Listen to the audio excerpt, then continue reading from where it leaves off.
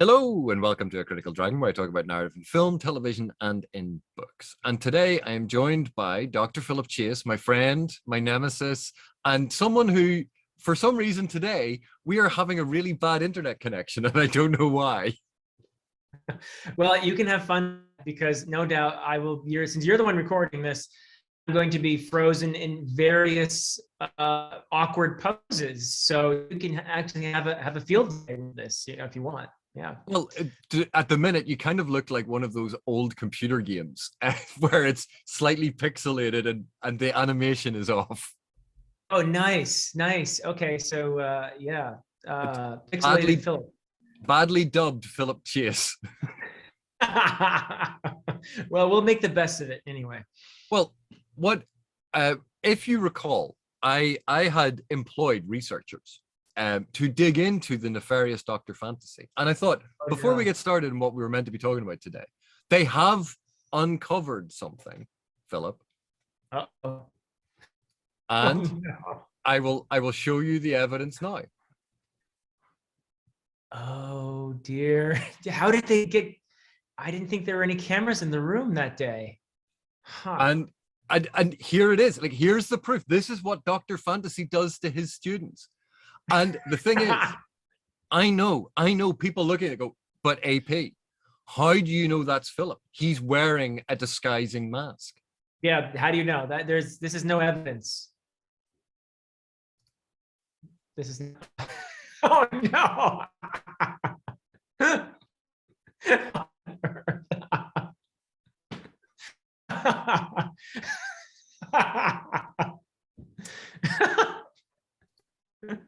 And there we have it, lady. The proof is that it's the same person. Did you get Livy to help you again? Maybe. Okay. All right. I'm gonna have to get some serious help. You just wait till our next thumbnail, mister. I gotta say, you have the thumbnail wizard doing all of this stuff, and you object to the occasional image that I come up with.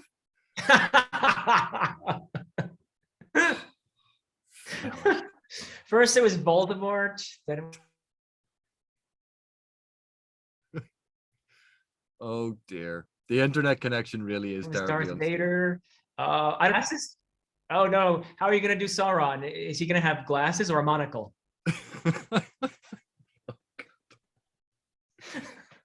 But that aside, which I thought I would share with you because I've been sitting on that one for a while. Oh gosh.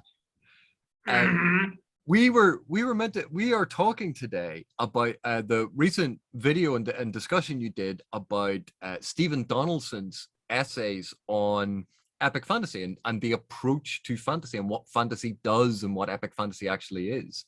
And I thought your video is excellent. I obviously will link to it. I think everyone should go and watch it because it's an excellent breakdown of what Donaldson is talking about. Because, and the reason I think this is important, when we study subjects and you go, so I was talking to you earlier about Catherine Hume's Fantasy and Mimesis, and then there's Rosemary Jackson's the literature of subversion about what fantasy is. There's Farah Mendelssohn's Rhetorics of Fantasy. There are all these different approaches to trying to understand what fantasy is, what it does. And as readers, we sometimes focus on it very much as, well, fantasy is that section in the bookshop. Because we have a pragmatic, practical, I know fantasy when I see it.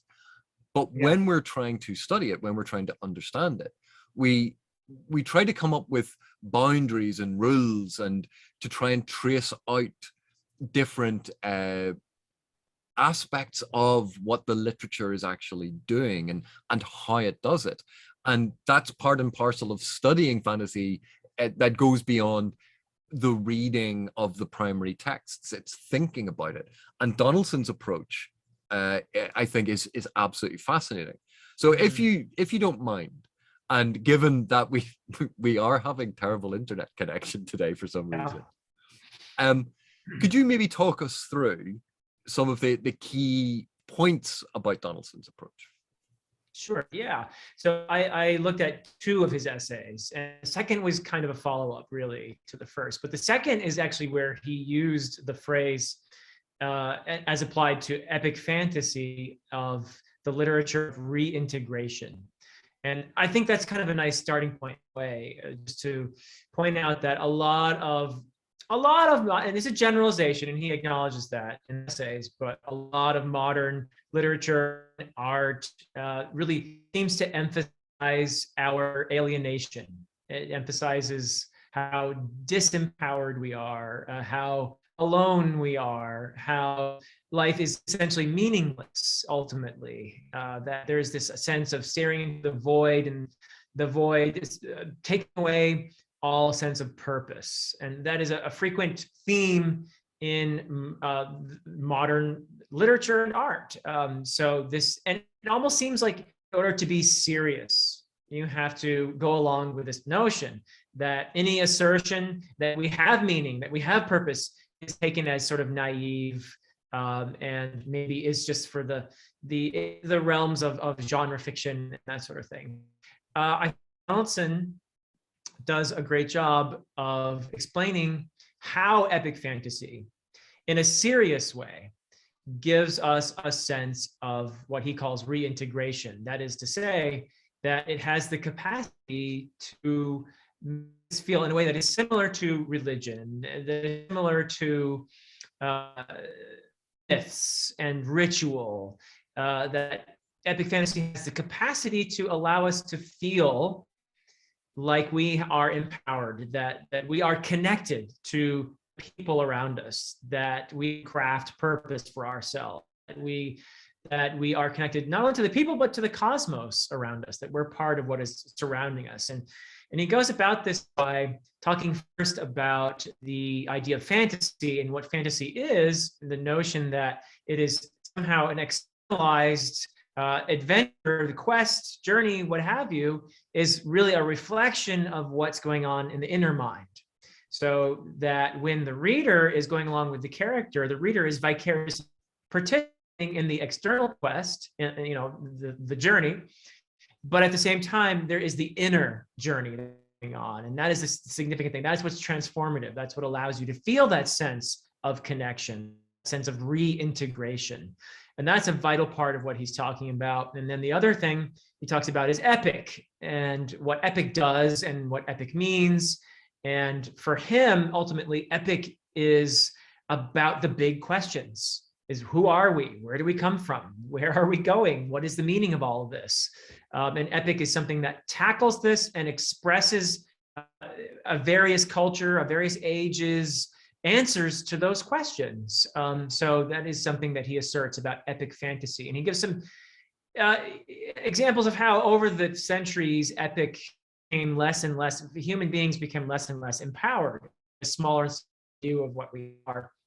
And Tolkien, of course, Donaldson played a very important role in all of this by basically allowing us to set up this separate world. Okay, so this is the distinction that Tolkien made. It's not our world; it's a separate world where we can be, where we can have meaning, where we can participate in the quest, where we can partake in the quest for meaning. So that it was something that a door that Tolkien opened, in essence, for other people to go through, and that it's possible. I think what Donaldson was trying to do in his case with the Thomas Covenant books is to have a character who represents our world, somebody who's very alienated, very disillusioned, enter this epic, magical, wondrous world and be transformed by that. So that's kind of some of the salient points of what he was talking about. He talks about the Lord of the Rings in there. He talks about Malazan in the second essay, which came later. The first essay is from 86, I believe. So Malazan wasn't out then. The second essay is from 2015. And he specifically talks about Malazan and what Erikson does in order to achieve this.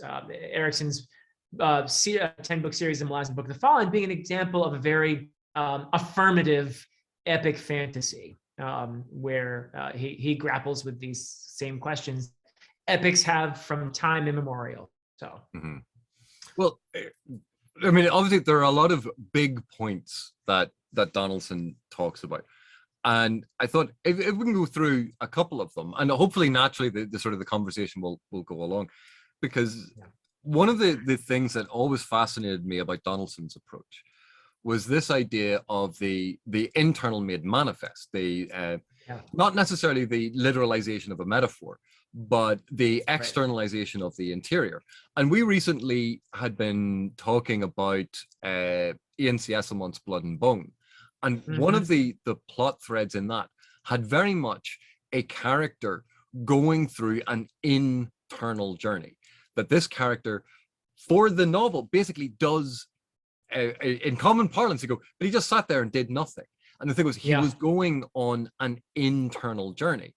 And what Esselmont then did was, in a lot of the other plot threads, that internal journey that character went on was made manifest, was externalized. And that's what the other characters were going on. They were going on uh, the physical journey Yeah. that obviously tied into this internal growth, but we had a Mm-hmm. character representing the internal. And I know for some readers, they would look at that one thread on its own and go, but why was it necessary? Why is it there? And I think this is what Donaldson is in part getting at, that what fantasy typically does is it takes that internal journey, that person sitting there and going through these things in their mind, but paints it into an externalized journey, the heart of darkness, of sailing down a river and getting further and further away from civilized norms to get closer and closer to a surreal metaphysical reality. Yeah. The journey and not the destination. Like, we have all of these different aphorisms and different ways of expressing it, but ultimately it comes down to that. It's not a straight one-to-one allegory. It's not a Right. straight forward, this journey symbolizes X. It's a sequence of events that tie into all of these things almost connotatively, rather than like an explicit point of connection. Yeah, absolutely. And he is careful to explain this is not allegory. This is not some personification representing some abstract concept one for one. It's more of an experiential link, I guess you could say. So it's more complex than allegory in that sense. So in other words, Frodo is going through this journey in Middle Earth, and there's a bit of Sauron in him. Okay, he begins with a bit of Sauron in him, and he journeys toward becoming more and more in a way like Sauron. And this is an aspect that is within the reader as well. There's a bit of Sauron in us. There's potential to be tempted by power, so it's a really cool thing that he asserts that epic fantasy has the capacity to do that. It seems to be especially conducive toward, and it's something I think that human beings need. I mean, religion has been around for a reason. I think, myths were around for a reason, not just to explain the way things work, but to give us a sense of belonging in the world around us, to give us a sense of connection to not just the people around us, but to the rest of the world, giving us that sense of meaning. I think an important difference that we should acknowledge, of course, is that myths are the product of a collective consciousness, right?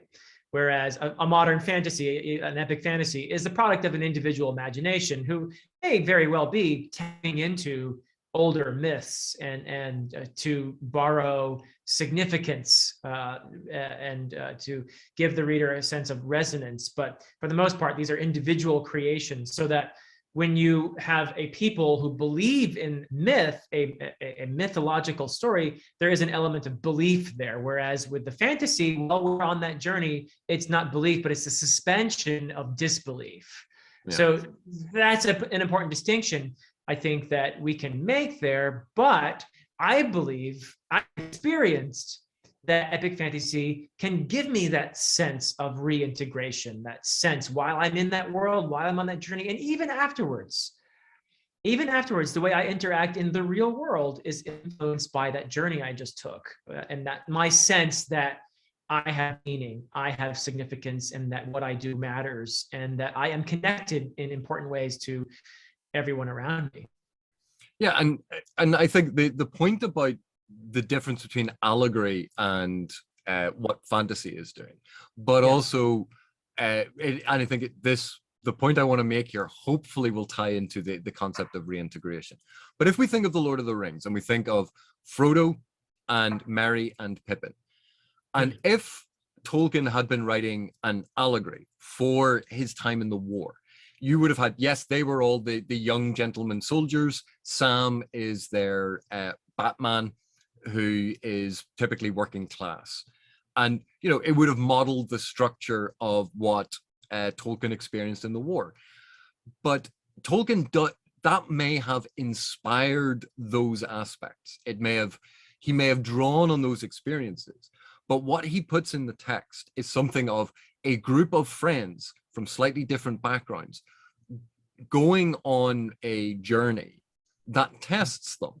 And we move away from a direct allegorical one-to-one, and we're moving into a more general series of almost like abstract concepts that then we take as readers, as we were reading it, and we go, that reminds me, even if it was, do you remember the time that we tried to get into town and the bus broke down and then we had to do that thing and then it was all raining and we had to do all of these, and you build out this entire narrative and you suddenly see parts of that journey that you were on with your friends where everything went wrong and you were arguing with each other because everything was wrong, but now you look back on it and that time together bound you together, that you can see aspects of that in what Tolkien wrote. And that's because it's not a direct one-to-one allegory. If it had been an allegory, it would have been harder to match it into completely different circumstances that are part of our lives that we recognize. Yeah, absolutely. Yeah, I'm curious. Do you agree with Donaldson's assertion, his sort of long view of epic, where he gives the example of Beowulf, where Beowulf is the oldest of the epics that he mentioned. He's really talking about English tradition, English literary tradition. But so Beowulf strides through the world, and he's empowered, and he has the magic within him, right? He is a larger than life legendary figure. Who has the strength of 30 men and can dive underwater with chainmail on and swim his way and defeat larger than life monsters. So he has that capacity within him to take on the monstrous and all of that, to face the void, and to create meaning out of the world. So there's Beowulf. Then he moves on to the Elizabethan period and takes a look at the Fairy Queen, which has human figures, but they're much diminished. They're not the heroes, and they're not figures of wonder. They are wandering around in a world that is full of wondrous. Beowulf was heroic and had the magic within him. The magic has moved out of the characters into the world, right? So there's a diminishment there of what it means to be human. And so he moves further to Milton's Paradise Lost, another epic, where the humans are barely relevant to the story. I mean, let's be honest, Adam and Eve are boring compared to God and Satan, especially Satan. I mean, Adam and Eve are boring. There's this little bit of interesting, back and forth there. No, it's your fault. No, it's your fault. But really, for the most part, they're not as interesting as Satan. So the really epic stuff has really left us behind. I agree with Donaldson when he says you could dump the humans and you could still have that encounter between good and evil, right? The humans are just the what's at stake in between good and evil here. So we've really been disempowered, taken out of the center. And then you finally get to Tennyson's Idyls of the King, which pretty much asserts that heroism is impossible, right? That we are no longer beings at all. That you do have King Arthur, who is a larger than life figure, but he's surrounded by failed people and people who illustrate time and time again that we essentially cannot live up to our ideals. Okay, I think we're back. Tennyson, I don't know if you heard me, but Tennyson was saying that epic is impossible now. Yeah. Yeah. So you have this progression, and then Tolkien answers this by creating a different world altogether and saying we can be epic again, but over here, not in the real world where we live. And without going all the way back in time, I think we can actually see this in microcosm in late 19th, early 20th century, and the rise of modernism, and obviously the rise of postmodernism, but the rise of the modern world as we know it, where people became crowded into cities, factories, mechanized labor, mechanized warfare. The individual human was reduced, and the powers going on were external to the human, and people began to feel powerless within their lives. That, you know, we talk about how we think of ourselves as the hero of our own story, but ultimately when we think about our place in society, it's like, what can one person do? We look at governments doing things or very powerful corporations doing things. You go, but what can this one person, do against that? And yet, through history, we have seen people stand up and become lightning rods for a movement. We have seen the power of the individual. Democracy is founded on the very notion of every vote is important, that the person's voice is important. And yet we so often reduce it to, yes, but my vote's not going to count because there are all these other people voting, so why bother? That the world has gotten very small and very mundane, and we have become these powerless little cogs within it. And I think, we can see that with the First World War is one of the major turning points where we see this, where it was war on a scale that was previously unheard of, unimaginable. And then we get to World War II, which basically said to World War I, hold my beer. And it showed us some of the most depraved depths that humanity can sink to. Some of the darkest things that we can imagine occurred during World War II. And we didn't learn those lessons. Those things carry on today. We still have all of these things. And so we feel more and more powerless. We are reduced from any point of connection with the world to these figures with surrounding ourselves with material goods like books or computers, and the consumption of media that is in some way filling a hole in our lives, instead of these grand narratives. That we want something that is comforting. We want something just to pass the time, that is chewing gum for the eyes and isn't necessarily stirring or inspiring. And then we have these books, and we see it as he locates in Tolkien, of taking a grand narrative again, suspending your disbelief. And it has to be placed in a secondary world now, because we have killed any potential magic in the real world. Think of the dismissal that a lot of people have of fantasy. Oh, it's silly. Oh, it's all of this ridiculous magic that could never happen, as if that is the important thing. So Tolkien places it in a secondary world, a world that is tangentially linked to ours, conceptually linked to ours, thinks of it as an age, as recapturing a golden age when magic did exist. But he is cognizant of magic leaving.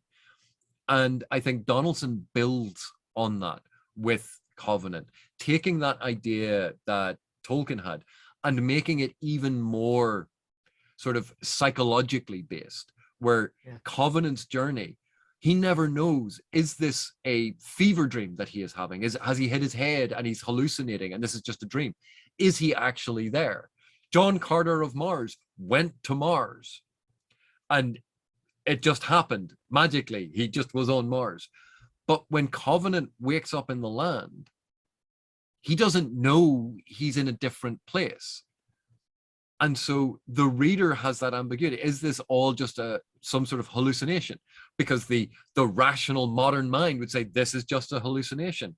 But almost like the child in us that has not had the magic beaten out of it yet is the one going, no, this is traveling to somewhere special. Think of even those moments as a child when you could actually dream of magic being real, and how that is now dismissed as childish, naive, silly. You grow out of it.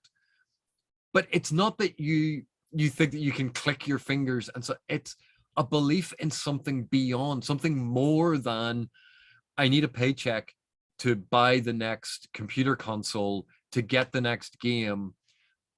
We're not endless consuming machines as much as maybe some corporations want us to be. We are human beings with art and soul and love and beauty. And there's a lot of the material mechanistic world that denies that. Yeah, absolutely. So then I think a perhaps legitimate question, and I have my own answer to it, but I'd love what you think is, so how is this different from the usual charge laid at the feet of fantasy that it's mere escapism? How is what Donaldson is saying about the capacity of epic fantasy to somehow sustain its readers, to give them a sense of meaning, to give them a sense of connection? Does it go beyond mere escapism? Or are you just leaving this lonely, meaningless world, this void for a moment in that story, but do you come back any different, I guess, Well, for a start, I mean, very famously, an answer, escapism. Who needs to escape? The prisoner. The prisoner needs to escape. Yeah. Oh, so what's imprisoning us? Yeah. If fantasy is the escape, what's the prison? Oh, is it all of these structures that have built up over time and are self-perpetuating, that are locking us into a mindset that denies imagination, that denies looking beyond? But yeah, that's an easy, almost flippant answer to give these days. it's a good one though. Was it Lewis or Tolkien who said that? One of the two. It was one of the two, and they probably said it to each other repeatedly. So yeah. But when I think about fantasy, one of the things I think about is quite often the literalization of metaphor, the taking allegory, but trying to remove it one step further, so you're actually disconnecting it. Something like Animal Farm, it's very clearly about the rise of that form of communism at that time, the destruction of Leninism and the rise of Marxism, and all of these different things. And then you can take a step back and think about it in terms of power dynamics and apply it to other things, and think about abuse of power and how power corrupts, and absolute power corrupts absolutely. That you can go beyond. But because it's an animal fable based in an allegory, that there is a limited application for Animal Farm. But if you took those aspects and wrote a fantasy story that drew from that particular period of Russian history, you could create something that was drawing from it, but was looking at all of the different points of what happened, but divorced from the historical reality. Now, that's not to say that we shouldn't pay attention to history, that we shouldn't pay attention to what happened. That's not what I'm saying. Right. But when we take contentious issues and things like, I've spoken about this before, the Troubles in Northern Ireland. The Troubles in Northern Ireland, if you write a story very mimetic, based in the Troubles, and like we grew up with Across the Barricades, Romeo and Juliet story set in Belfast. And the problem with that is people may have a fixed point of view about the different sides in that conflict already, or they may have an inherent bias. And not just about Northern Ireland, but any period of history, any actual events. You can have rightly or wrongly, you various levels of knowledge, various things that you've misremembered that can color your view of it. But because of that, you're not dealing with the underlying issues of a situation. You're quite often dealing with what you expect to find. But if we take those, and we see Erickson do this a lot in the Malazan Book of the Fallen, taking a lot of things from real life, but placing them in a fantasy world, divorcing them from the real temporarily. Because remember, all fiction is a manifestation of the real. You can't get away from it. But Right. divorcing the overt nature of it to look at the thing, exaggerate it in some regards. Lether is a perfect example of this. Erickson took as a model for Lether a lot of early British colonial expansion and the East India Trading Company and all of those sorts of aspects. But modern day readers quite often look at it and go, oh, this is a critique of America. Yeah. Yeah. Because that's the thing that they know. But that wasn't what Erickson initially was inspired by and was looking at. Maybe he was bringing in aspects of a fixation and focus on capitalism. But if you think that Lether is America, what is that saying about your perception of America? And it's you're making that connection because the author was talking about a hyper-capitalist system that, or sorry, a capitalist system that was hyper-focused on capitalism above all else. And Right. that's what was being explored. The extreme capitalist position, which was damaging, just as the extreme position found in the Eder Society was also criticized. Both are criticized. Neither is presented as good. But we as readers map onto that. And if that gives us a different way of perceiving our own reality, a different way of asking ourselves, why did I think Lether was America? What is it about America that I see here? Why didn't I see it as the British Empire? Why didn't I see it as any other capitalist system? Why did I immediately fixate on America? Those are questions that get asked in fantasy because they take concepts, they place them in a secondary world, they place them in a fantastic environment, they divorce them from our initial knee-jerk reactions, and they give us space to explore it. So we learn about ourselves, we learn about our societies, we learn about our cultures and our bias.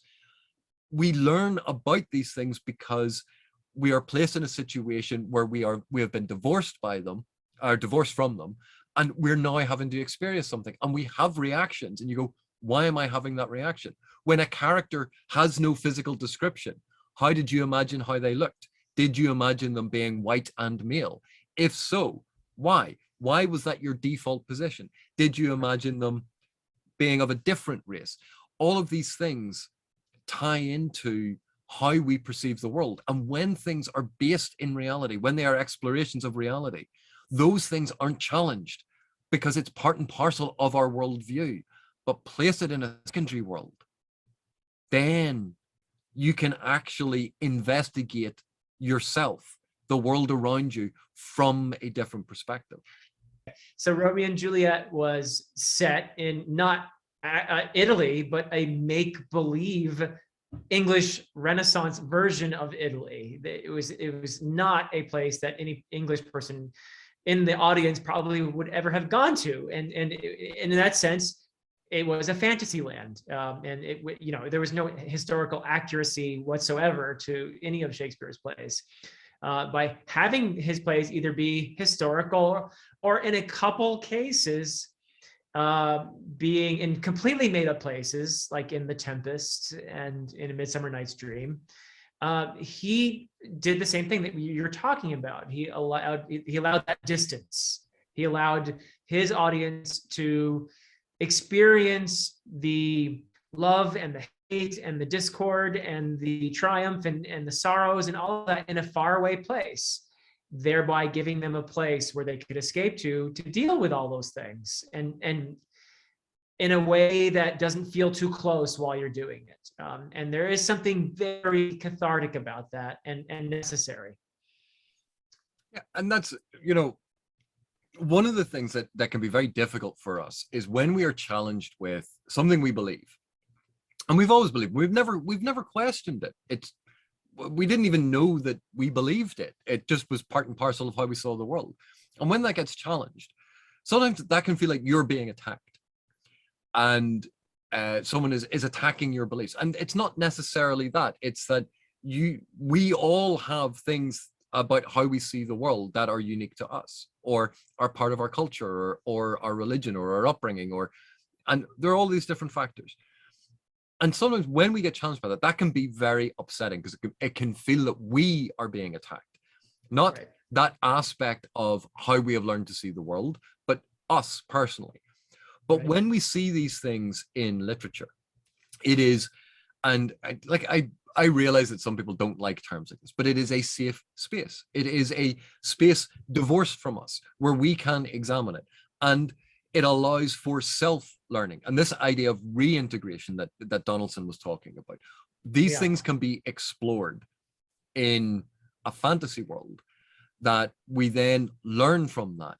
We get an insight into ourselves. And when we come back to ourselves, when we come back to our lives, we go, it's funny. I always thought X, but after reading that book, I'm now rethinking it. And it allows us to come to it on our own terms. And people who defend mimetic fiction, and there are defenses for mimetic fiction, but if a book is set in modern day London and it's showing you the life of an immigrant to modern day London, so that we, the reader, can experience that and learn from it, you read that and you have an author has an uphill battle, because they're trying to reflect a true thing. They're also trying to guess what a reader's perception of that thing is going to be, in order to tell the narrative in a way to potentially influence the reader or to evoke a certain effect. But you're working against perception of what an immigrant is, perception of working class, perception of London, perception of all of these different things. Whereas stick a story of someone arriving in a fantasy land and going through almost exactly the same things, it has almost a more universal experience for people to deal with. It is less specific. It is less about that one very specific life experience that the author is trying to evoke in the mimetic fiction. But we can get to general, broader aspects of the human condition in the fantastic. And that, I think, is part of the attraction. And it's not that mimetic fiction has no place. Of course it has a place. But it is always going to be an exploration of this world. And therefore, readership will assume, in a lot of respects, a lot of perceptual bias and preconceived notions when they approach that text. Stick it in a fantasy world, and you don't have that to the same extent. At least I think so. Yeah, I would agree with that. I think that it's easier for a reader to inhabit a fantasy character than it is for a reader to inhabit a character in our world that is very different from themselves. And the idea of, I mean, you can do it. It's possible for me to read a story of, let's say, I don't know, dashing Irish critic who has a YouTube channel. Oh, God. I don't know. That's too much of a leap for me, I think. But let's say a young female Chinese immigrant to London or something like that. That's a leap for me to make. It's possible to do it, I suppose. But if you take that and you put it in a more fantasy context, I think the leap is a little bit easier. It's a little more immediate, even if it's a young female inspired in an Asian inspired setting. I just feel that I don't have to work as hard to inhabit that character and go on that character journey. Whereas I'm more of an observer, I think, at first, at least, when I'm reading the real world setting, the real world, the realistic fiction, the mimetic fiction. So I think that's an observation I would agree with then. Yeah. And again, it's not to dismiss. I mean, there are some fantastic stories that we read that are illustrative of time and place and of cultures and of experiences. And I am certainly not dismissing those in any way, because they are incredibly important stories, and they're stories that help us understand the world, because they inform us about personal experiences that maybe we aren't aware of. But in talking in general terms, one of my attractions to fantasy, and to science fiction as well, because it does it too, is it takes from this world. And I think sometimes there's this misconception that fantasy is all about the past and science fiction is all about the future because of the potential sort of technology of the setting. But all fiction is of the time in which it is written. All fiction. That, you know, saying that fantasy is just about the past, and some fantasies are written with a sort of small c conservative notion about maintaining the status quo and agreeing with power structures. A lot of other fantasies try to demolish those things or speak to abuses of power, and those are inspired by possibly things that the author has witnessed in the world around them. That real world influences affect the author. The author then creates a fantasy world or a fantasy story. The real world is always going to be there. Our modern day concerns, our contemporary concerns are going to be there. Fantasy is not about the past. It is using the past. And like a very recent story that I saw did this so wonderfully was The Last Duel, the film, in which it is, you know, the last judicial duel between Carouge and Legris over the rape of Carouge's wife. Right. And Carouge's story is about how he is offended. Legris' story is all about how, no, but I'm perfectly innocent. She wanted it. And then we get Marguerite's story and we see the truth. She was abused. Her husband views it as a slight on his honor. Legris views himself as the victim of this nefarious scheme. And both of them are kind of dismissive of Marguerite's story. And you go, oh, well, you know, that's how it was in France. Really, that's how it was in France back then. You don't think this has anything to do with the perception of how rape victims are treated today. This is a story about how people are treated today. It is using an element of the past, but it is addressing a modern day concern. And that it's using, in that case, looking to the past as the far off land, as the fantasy setting, much like Shakespeare used in Fair Verona Will We Lay Our Scene, you know, a made up version far away from the everyday concerns of London. It's using somewhere different so we can step outside of our natural knee-jerk reactions and actually engage with what is going on. And we learn from it. And I think we gain, in some respects, better insight into ourselves and better insight sometimes into these issues because we're not setting up an initial position.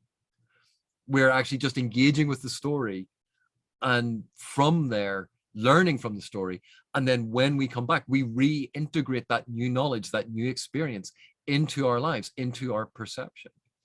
Yep, the literature of reintegration. So there, just as, you know, there would have been no Lord of the Rings without World War I and World War II, you know, but then Tolkien takes those experiences and they get somehow wrapped up into this incredible narrative, and then it gets put back at us. And we are able to think about conflict and war and power in ways that we wouldn't be able to, perhaps, if we were just talking about the real world.